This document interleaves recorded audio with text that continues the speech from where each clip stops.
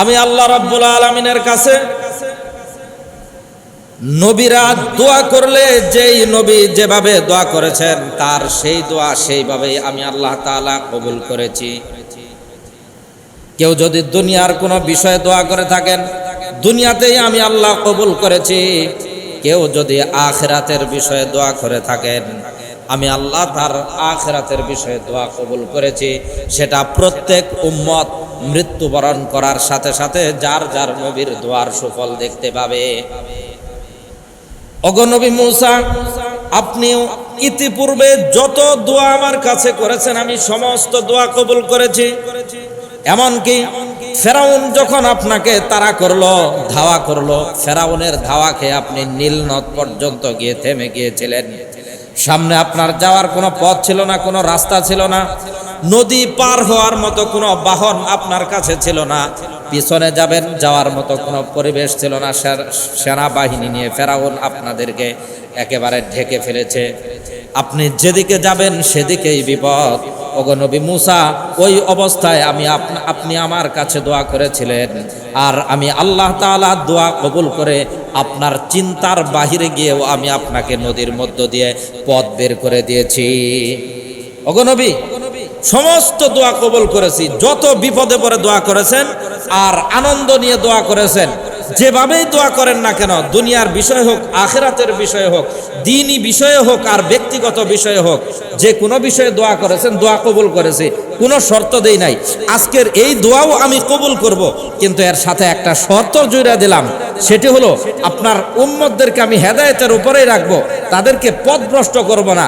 শর্তটা হইল, যখন মুহাম্মদুর রাসূলুল্লাহ সাল্লাল্লাহু আলাইহি ওয়াসাল্লামকে আমি নবুয়ত দান করব, তখন যারা জীবিত থাকবে মুহাম্মদকে স্বীকার করতে হবে, তাকে নবী হিসাবে মেনে নিতে হবে। তাকে নবী হিসাবে মানলে আপনাকে অস্বীকার করতে হবে না, আপনাকে বাদ দিয়ে তাকে নবী মানতে হবে না। আপনাকেও মানবে, আপনাকেও ভক্তি শ্রদ্ধা করবে, সম্মান করবে, কিন্তু মুহাম্মদ সাল্লাল্লাহু আলাইহি ওয়াসাল্লামের দ্বীন ও ঈমানের অনুসরণ করবে। এর ভিতরেই সমস্ত জাতির জন্য হেদায়েত আমি আল্লাহ তাআলা নিহিত করে রেখেছি। অতএব আপনার জাতির জন্যেও হেদায়াত, আপনি যে দোয়া করেছেন দোয়াও আমি আল্লাহ তাআলা কবুল করলাম, একটা মাত্র শর্ত জুড়ে দিলাম, আর কোনো শর্ত নাই, আর কোনো কথাই নাই। হযরত মূসা আলাইহিস সালাম আল্লাহ তাআলার এই কথায় সন্তুষ্ট হয়ে গেলেন এবং বললেন, ওগো আল্লাহ, আমার জাতি আর যে কোনো জাতি হোক না কেন, মুহাম্মদ সাল্লাল্লাহু আলাইহি ওয়াসাল্লাম দুনিয়াতে আসার পরে তাকে অস্বীকার করবে, অমান্য করবে, অসম্মান করবে, এমন তো কোনো মানুষ হতে পারে না। বুঝছেন কথা? আগের যুগের নবীরাই বলে গেছে মুহাম্মদ সাল্লাল্লাহু আলাইহি ওয়াসাল্লামকে অস্বীকার করবে, অসম্মান করবে, এটা তো হতেই পারে না। এটাকে তারা সবাই অসম্ভব কিছু মনে করত, অসম্ভব মনে করতো যে মুহাম্মদ সাল্লাল্লাহু আলাইহি ওয়াসাল্লামকে অসম্মান করবে, অস্বীকার করবে। আমাদের জাতির পিতা আল্লাহ রাব্বুল আলামিন নিজের হাতে, কুদরতি হাতে আল্লাহ রাব্বুল আলামিন নিজে পছন্দ করে, যাচাই বাছাই করে, সুন্দর করে জান্নাতের ভিতরে যাকে সৃষ্টি করলেন, নিজে যাকে জ্ঞান শিক্ষা দিলেন, নিজে যার বিবাহ শাদী সম্পন্ন করায় দিলেন, সেই আদম আলাইহিস সালাম একবার যখন আল্লাহ রাব্বুল আলামিনের কাছে ফরিয়াদ করলেন, আল্লাহ, আপনি আমার স্ত্রী সংক্রান্ত এই মনোবাসনাকে আপনি কবুল করে নেন। আল্লাহ রাব্বুল আলামিন তখন তাকে শর্ত করে দিলেন যে আপনি যদি স্ত্রীকে গ্রহণ করতে চান তাহলে আপনার অনুমতি আছে, কিন্তু স্ত্রীকে মোহর দিতে হবে, স্ত্রীকে দেনমোহর দিতে হবে। দেনমোহর তো এখন আমাদের সমাজে সস্তা হয়ে গেছে না? বিয়া করাইলে 10 লাখ, 20 লাখ, 30 লাখ, 50 লাখ, এখন ওর 14 গোষ্ঠীর জমি জমা যা আছে সব বিক্রি কইরাও এতগুলো টাকা হোক আর না হোক ধরে দিল একটা। এই সমস্ত মোহর যেই অভিভাবকরা নির্ধারণ করে, ছেলের উপরে জোরপূর্বক ভাবে চাপায় দেয়, সে তো বিয়ে করার জন্য আগ্রহী হয়ে আছে। এখন তার কাছে 20 লাখ না 20 কোটি সেটা বিষয় নয়, বউ দরকার এখন, এজন্য সব মাইনা নেয় বাধ্য হয়ে। এই সমস্ত মোহর যারা অভিভাবকরা চাপায় দেয়, কিয়ামতের ময়দানে আল্লাহর কাছে যেমনি ভাবে এই স্বামী অপরাধী হবে, তার চাইতেও বড় অপরাধী হবে অভিভাবকরা, যারা এই সমস্ত ভয়ঙ্কর মোহর নামক বোঝা, মোহর নামক শাস্তি এই পরিবারের উপরে চাপায় দেয়। আমরা তো এগুলোকে অনেক সস্তা মনে করি, যে ধরে দিলাম, বিয়ে শাদী হয়ে গেল, বড় করে মোহর ধরবো আর বউ বাদ দিতে পারবো না, এরকম একটা চিন্তা ভাবনা করি। মোহর দিয়া কি বউ টিকা থাকে? কাবিন দিয়া বউ টিকা? কত লক্ষ লক্ষ টাকার কাবিনের বউ বিয়ে শাদী ভাঙ্গা গেল, কত দেখলাম এরকম। অতএব এগুলোতে নয়, বরং দিনের দিকে ফিরে আসতে হবে। দিনদারির দিকে যদি আমরা ফিরে আসতে পারি, তাহলে আল্লাহ তাআলা বরকত দিবেন, রহমত দান করবেন। আল্লাহ যদি কোনো পরিবারের উপরে তার বরকত, খাস রহমত বরকত দান করেন, তাহলে সেই পরিবার ভাঙবে না, ভাঙতে পারে না, এটা অসম্ভব হয়ে যাবে। আল্লাহ সুবহানাহু ওয়া তাআলা হযরত আদম আলাইহিস সালামকে বললেন, ওগো আদম সফিউল্লাহ আবুল বাশার, আপনি যদি স্ত্রী গ্রহণ করতে চান তাহলে আপনাকে অবশ্যই মোহর দিতে হবে। আদম আলাইহিস সালাম বললেন, ওগো আল্লাহ, আমার কাছে কোনো ধন সম্পদ নাই, কোনো সম্পদের কোনো বিষয়ের মালিক আমি হই নাই, যেই সম্পদ দিয়ে আমি আমার স্ত্রীকে মোহর দেব। আল্লাহ, কি দিয়ে মোহর দেব সেই জিনিসটা আমাকে জানায় দেন। আপনি যদি আমাকে জানায় দেন তাহলেই আমার জন্য সহজ হয়ে যাবে। আল্লাহ সুবহানাহু ওয়া তাআলা বলেন, ওগো আবুল বাশার, আদম আলাইহিস সালাম, আপনার কাছে যেহেতু বাহ্যিক কোনো সম্পত্তি নাই আপনার স্ত্রীকে দেওয়ার মতো, তাহলে আপনি সর্বশেষ নবী, আখিরে নবী, সর্বশ্রেষ্ঠ নবী মুহাম্মাদুর রাসূলুল্লাহ সাল্লাল্লাহু আলাইহি ওয়াসাল্লামের প্রতি দরুদ পাঠ করেন। তার উপর দরুদ পাঠ করাই আপনার মোহর হিসাবে নির্ধারণ করা হবে। তারপরেও মোহর আদায় করতে হবে, মোহর ছাড়া বিয়া করাই যাবে না। কিন্তু আমরা তো একেবারে মোহরটাকে এমন এক বোঝা বানায় দিছি। আল্লাহ আমাদেরকে বোঝার তৌফিক দান করুন, আমিন। এখান থেকে যে বিষয়টা মূলত বোঝানোর উদ্দেশ্য, সেটি হলো আদম আলাইহিস সালামকে আল্লাহ তাআলা এত যত্ন করে জান্নাতের ভিতরে সৃষ্টি করলেন, যার বংশ পরম্পরায় আমরা এখন থেকে কিয়ামত পর্যন্ত বংশ পরম্পরা চলতে থাকবে। এত আদরের বান্দাকে আল্লাহ তাআলা একবার তার একটা ভুলের কারণে আল্লাহ তাআলা তার প্রতি সন্তুষ্ট হওয়ার মাধ্যম বানাইলেন, নবীর মাধ্যমে দোয়া করা। আবার একবার তিনি বিবাহ করবেন, সেই বিবাহর মোহর নির্ধারণ করলেন নবীর উপরে দরুদ পাঠ করা, নবীর সুলায় ক্ষমা প্রার্থনা করা, নবীর উপরে দরুদ পাঠ করে স্ত্রীকে গ্রহণ করা। আবুল বাশার আদম আলাইহিস সালামের মতো গুরুত্বপূর্ণ ব্যক্তিকেও আল্লাহ তাআলা তার প্রতি সম্মান প্রদর্শন করাটাকে বাধ্য করে দিয়েছেন। তাহলে কেমন শ্রেষ্ঠ নবীর উম্মত আল্লাহ তাআলা আমাদেরকে বানাইছে। এভাবে আল্লাহ রাব্বুল আলামিন সমস্ত নবীদেরকে সংবাদ জানাইছেন যে সর্বশেষ একজন নবী আসবেন, যার নাম হবে মুহাম্মদ সাল্লাল্লাহু আলাইহি ওয়াসাল্লাম। সেই নবীর প্রতি সম্মান প্রদর্শন করা, সেই নবীর উম্মত হওয়া, এটা হলো সৌভাগ্যের বিষয়। এই জিনিসটা খুব ভালোভাবে উপলব্ধি করেছিলেন বনি ইসরাইল যুগের সর্বশেষ নবী হযরত ঈসা আলাইহিস সালাম। ঈসা আলাইহিস সালাম এই জিনিসটা উপলব্ধি করলেন যে আমার এই যুগের উম্মত হওয়া, নবী হওয়া, বনি ইসরাইল যুগের নবী হওয়া, এটা অবশ্যই সৌভাগ্যের বিষয়। কিন্তু উম্মত মুহাম্মদ সাল্লাল্লাহু আলাইহি ওয়াসাল্লামের উম্মত হওয়া এটাও ছোট সৌভাগ্যের বিষয় নয়। অতএব এজন্য তিনি আল্লাহ তাআলার কাছে বারবার দোয়া করতেন, ওগো আল্লাহ, আপনি আমাকে উম্মতে মুহাম্মদী হওয়ার সৌভাগ্য দান করেন। এক পর্যায়ে আল্লাহ তাআলা তার দোয়া কবুলও করলেন। এই জন্যেই আল্লাহ তাআলা আদম আলাইহিস সালামকে ঈসা আলাইহিস সালামকে মৃত্যু না দিয়ে জীবিত অবস্থায় দুনিয়ার থেকে আসমানে উঠায় এনেছেন। আবার কিয়ামতের পূর্ব মুহূর্তে তাকে জীবিত অবস্থায়, কিন্তু নবী হিসাবে নয়, মুহাম্মদ সাল্লাল্লাহু আলাইহি ওয়াসাল্লামের শ্রেষ্ঠ একজন উম্মত হিসাবে এই দুনিয়াতে আবার তাকে পাঠায় দেন। এখন বুঝেন আমরা কোন নবীর উম্মত।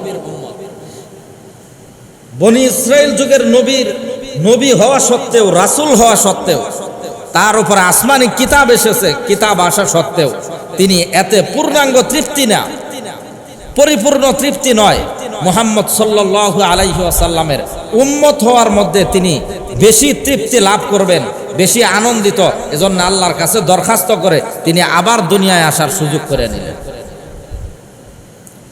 আল্লাহ তাআলা আমাদেরকে বিনা দরখাস্তে বিনা দোয়ায় সেই নবীর উম্মত বানাইছেন, কিন্তু সেই অনুভূতি কি আমাদের আছে যে আমরা কোন নবীর উম্মত, আমাদের কিভাবে চলা দরকার, কিভাবে আমাদের জীবন যাপন করা দরকার, সেই অনুভূতি আমাদের সামান্যতম নাই। আল্লাহ তাআলা আমাদেরকে বোঝার তৌফিক দান করুন। আমরা যে শ্রেষ্ঠ নবী মুহাম্মদ সাল্লাল্লাহু আলাইহি ওয়াসাল্লামের উম্মত, আমাদের যে বিশেষ মর্যাদা আছে, আল্লাহ তাআলা আমাদের ব্যক্তিগত মর্যাদাকে আমাদেরকে উপলব্ধি করার তৌফিক দান করুন, আমিন। এতক্ষণ তো দুই একটা আমাদের নবীর মর্যাদার ব্যাপারে বললাম। উম্মত, আমরা যে উম্মত, আমাদের কেমন মর্যাদা, এই বিষয়ে একটা ঘটনা শুনি। কিয়ামতের ময়দানে আল্লাহ তাআলা যখন বিচার শুরু করবেন, বিচার শুরু করার পরে আল্লাহ তাআলা এক এক জাতিকে ডাকবেন, সাথে তাদের নবীদেরকে ডাকবেন, এক এক উম্মতকে ডাকবেন, সাথে তার নবীকে ডাকবেন। এভাবে ডাকতে ডাকতে যখন নূহ আলাইহিস সালাতু ওয়াস সালামের উম্মত আসবেন, আসার পরে নূহ আলাইহিস সালামকে ডাকবেন সাথে, আল্লাহ তাআলা তাদেরকে প্রশ্ন করবেন যে তোমরা বেঈমান অবস্থায়, কুফরি অবস্থায়, শিরক অবস্থায়, মুশরিক অবস্থায় মৃত্যুবরণ করে কেন আমার সামনে আসলে? আজকে তোমাদেরকে তোমাদের শিরক এবং কুফরির কারণে জাহান্নামে যাইতে হবে। তখন নূহ আলাইহিস সালাতু ওয়াস সালামের উম্মত আল্লাহর কাছে অভিযোগ করে বলবেন, ওগো আল্লাহ, আমরা যেই যুগে দুনিয়াতে গিয়েছিলাম, সেই যুগে আপনি যদি আমাদেরকে সতর্ক করার জন্যে, সৎ পথ প্রদর্শন করার জন্যে, আমাদেরকে হেদায়েত বর্ণনা করার জন্যে একজন নবী বা রাসূল আমাদের কাছে পাঠাইতেন, আমরা তাদের কথায় ঈমান আনতাম, আপনার আনুগত্য করতাম। কিন্তু আমাদের যুগে কোনো নবী বা রাসূল যায় নাই, আমাদেরকে কেউ সতর্ক করে নাই, এজন্যে আমরা পথভ্রষ্ট হয়ে বেঈমান, কাফের এবং মুশরিক হয়ে আমরা মৃত্যুবরণ করেছি। ওগো আল্লাহ, আমাদের কাছে কেউ দাওয়াত নিয়ে যায় নাই, দাওয়াত নিয়ে গেলে সেই দাওয়াত আমরা গ্রহণ করতাম, ঈমান আনতাম, মুমিন হয়ে আমরা মৃত্যুবরণ করতাম। আল্লাহ, আমরা তো কুফরি অবস্থায় মৃত্যুবরণ করেছি, আমাদের কুফরির কারণে আমরা কিন্তু দায়ী নই। আল্লাহ রাব্বুল আলামিন সাথে সাথে নূহ আলাইহিস সালামকে প্রশ্ন করবেন, ওগো নূহ, আমি তো তোমাকে 1000 বছরের উপরে হায়াত দিয়ে পাঠিয়েছিলাম, নবুয়ত পাওয়ার থেকে নিয়ে তাদের কাছে নবুয়তের দায়িত্ব পর্যন্ত 950 বছর পর্যন্ত তুমি দাওয়াত দিয়েছিলে। এত দীর্ঘ সময় তোমাকে নবুয়ত দিয়ে রাখলাম, তারপরেও কেন তুমি তাদের কাছে দাওয়াত নিয়ে গেলে না? তাদের কাছে কেন তুমি আমার তাওহীদের বাণী পৌঁছালে না? তাদেরকে ঈমান আনার ব্যাপারে কেন তুমি বুঝাইলে না? ওগো নূহ। নূহ আলাইহিস সালাম তখন আল্লাহর কাছে বলবেন, ওগো আল্লাহ, আমি এই জাতিকে বারবার বুঝাইছি, আজকে কিয়ামতের ময়দানে আপনার সামনে যেমন আমার প্রতি মিথ্যারোপ করতেছে যে আমি তাদেরকে দাওয়াত দেই নাই, দুনিয়ায় যখন তাদের কাছে দাওয়াত নিয়ে গেছি তখন তারা আমার রিসালাতকে অস্বীকার করেছে। তারা বলেছে আল্লাহ তাআলা তোমার মতো ব্যক্তিকে নবুয়ত দিতে পারেন না, এটা হতেই পারে না। আল্লাহ যদি নবুয়ত কাউকে দান করতেন সেটা ফেরেশতাদেরকে দান করতেন। অতএব আমাদেরকে সৎ পথে চালাইতে চাইলে আল্লাহকে বলো তিনি যেন ফেরেশতাদেরকে নবুয়ত দিয়ে আমাদের কাছে পাঠায় দেন। ওগো আল্লাহ, দুনিয়ায় বলছে যে ফেরেশতা লাগবে নবী হিসাবে, আর আখিরাতে বলতেছে কেউ তাদের কাছে যায় নাই। আল্লাহ, দুনিয়ায় ওরা মিথ্যা বলেছে এবং আমার সাথে ওরা উদ্ভট আচরণ করেছে, বেয়াদবি করেছে। আল্লাহ, এই মৃত্যুর পরেও তারা আমার প্রতি মিথ্যারোপ করতেছে। দুনিয়াতে মিথ্যারোপ করতে আমার রেসালতের বিষয়ে, আর আখিরাতে আইসাও আমার রেসালতের বিষয়ে আল্লাহ ওরা মিথ্যারোপ করতেছে। আল্লাহ, এই জাতি আগেও মিথ্যাবাদী ছিল, এখনো তারা আমার সাথে মিথ্যারোপ করতেছে। তখন আল্লাহ রাব্বুল আলামিন হযরত নূহ আলাইহিস সালাতু ওয়াস সালামকে প্রশ্ন করবেন, ওগো নূহ, তুমি যে তাদের কাছে দাওয়াত দিয়েছো এর কোনো প্রমাণ আছে নাকি? নূহ আলাইহিস সালাম বলবেন, ওগো আল্লাহ, হ্যাঁ অবশ্যই আমার কাছে প্রমাণ আছে। আল্লাহ রাব্বুল আলামিন জিজ্ঞাসা করবেন, ওগো আল্লাহ, ওগো নূহ, কি প্রমাণ আছে, সেই প্রমাণ দেখাও। নূহ আলাইহিস সালাম বলবেন, আল্লাহ, আমার কাছে প্রমাণ হলো উম্মতে মুহাম্মদী, যাদেরকে তুমি সর্বশেষে দুনিয়াতে পাঠিয়েছিলে। উম্মতের সবাই একবারে চিৎকার করে চেঁচায়ে উঠবে, ওগো আল্লাহ, আমরা এসেছিলাম দুনিয়ার শুরুর যুগে, আদম আলাইহিস সালামের পরপরই আমরা দুনিয়াতে এসেছিলাম। আর উম্মতে মুহাম্মদী তারা এসেছে দুনিয়ার একেবারে শেষ যুগে। তাদের এবং আমাদের মাঝে হাজার হাজার বছরের ব্যবধান। আল্লাহ এত দীর্ঘ সময়ের ব্যবধানের ব্যক্তিরা কিভাবে আমাদের ব্যাপারে সাক্ষ্য দিবে, কিভাবে নবীর ব্যাপারে সাক্ষ্য দিবে? আল্লাহ এই সাক্ষীকে আমরা মানি না। হযরত নূহ আলাইহিস সালাম বলবেন, ওগো আল্লাহ, আমার সাক্ষী উম্মতে মুহাম্মদী, তারা ছাড়া আমার আর কোনো সাক্ষী নাই। আল্লাহ রাব্বুল আলামিন বলবেন, কোন যুক্তিতে তারা তোমার সাক্ষী, সেই যুক্তি তুমি প্রদর্শন করো, সেই ভিত্তি তুমি প্রদর্শন করো। হযরত নূহ আলাইহিস সালাম বলবেন, ওগো আল্লাহ, আপনি কি মুহাম্মদ সাল্লাল্লাহু আলাইহি ওয়াসাল্লামের প্রতি কোরআন নাজিল করেছিলেন কিনা? আল্লাহ রাব্বুল আলামিন বলবেন, হ্যাঁ, আমি কোরআন নাজিল করেছিলাম। আল্লাহ, আপনার সেই নাজিলকৃত কোরআনের ভিতরেই আমার ব্যাপারে অসংখ্য জায়গায় বলা হয়েছে, আমার ব্যাপারে অসংখ্য জায়গায় বলা হয়েছে, ইন্নী লাকুম নাযীরুম মুবিন। আল্লাহ, আপনি আমাকে সুস্পষ্ট সতর্ককারী হিসাবে এই জাতির কাছে পাঠিয়েছিলেন। অতএব আল্লাহ, আপনার কোরআন যদি সত্য হয়ে থাকে, আপনার নবী মুহাম্মদ যদি সত্য হয়ে থাকে, তার উম্মত যদি সত্য হয়ে থাকে, আল্লাহ তারাই আমার ব্যাপারে সাক্ষী। আল্লাহ তাদেরকে সাক্ষী হিসাবে গ্রহণ করে আমার এই কথাটাকে আপনি গ্রহণ করে নিন।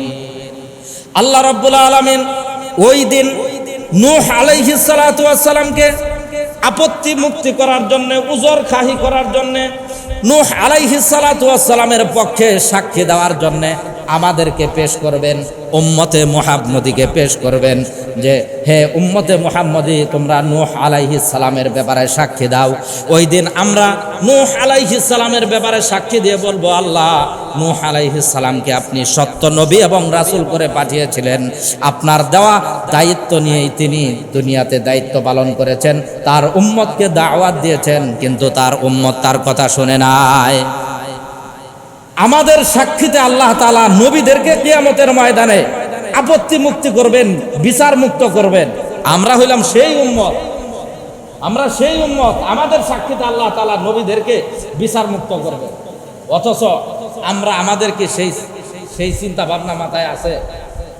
আমাদের কি সেই বুঝ মাথায় আছে যে আমাদেরকে আল্লাহ তাআলা কি পরিমাণ মর্যাদা দিয়েছেন? আমরা সাক্ষী দিলেই, আমরা যদি সাক্ষী দেই, তাহলে এই পূর্ববর্তী উম্মতগণ বেঁচে যাবে। আমরা সাক্ষী না দিলেই পূর্ববর্তী উম্মত তারা বিপদে পড়ে যাবে কিয়ামতের ময়দানে। আল্লাহ আমাদেরকে এত মর্যাদা দিয়েছেন, এই মর্যাদার জন্য কি আল্লাহর কাছে কোনোদিন চাইছিলাম? না, চাওয়া ছাড়াই আল্লাহ তাআলা আমাদেরকে দিয়েছেন। তারপরেও আমাদের কোনো অনুভূতি নাই। আল্লাহ আমাদেরকে এত শ্রেষ্ঠ মর্যাদা দিয়েছেন, এত শ্রেষ্ঠ নবী দিয়েছেন, এত শ্রেষ্ঠ কিতাব দিয়েছেন। আল্লাহর যদি আমাদেরকে এই সমস্ত নিয়ামতের ব্যাপারে একটা প্রশ্ন করে বসেন কিয়ামতের ময়দানে, যে বান্দা, তোমাদেরকে যে আমি এই নিয়ামতগুলো দিয়েছিলাম, এই নিয়ামতের কতটুকু শুকরিয়া তুমি আদায় করেছো, কতটুকু দায়িত্ব তুমি পালন করেছো, জবাব দেওয়ার কোনো জায়গা আছে? এজন্য আল্লাহ সুবহানাহু ওয়া তাআলা আমাদেরকে সতর্ক হওয়ার তৌফিক দান করুন। আল্লাহ আমাদেরকে যে দায়িত্ব দিয়ে, যে মর্যাদা দিয়ে, যে সম্মান দিয়ে দুনিয়াতে পাঠিয়েছেন, আমাদের সম্মান মর্যাদা রক্ষা করে আমাদের দায়িত্বগুলো পালন করার তৌফিক দান করুন।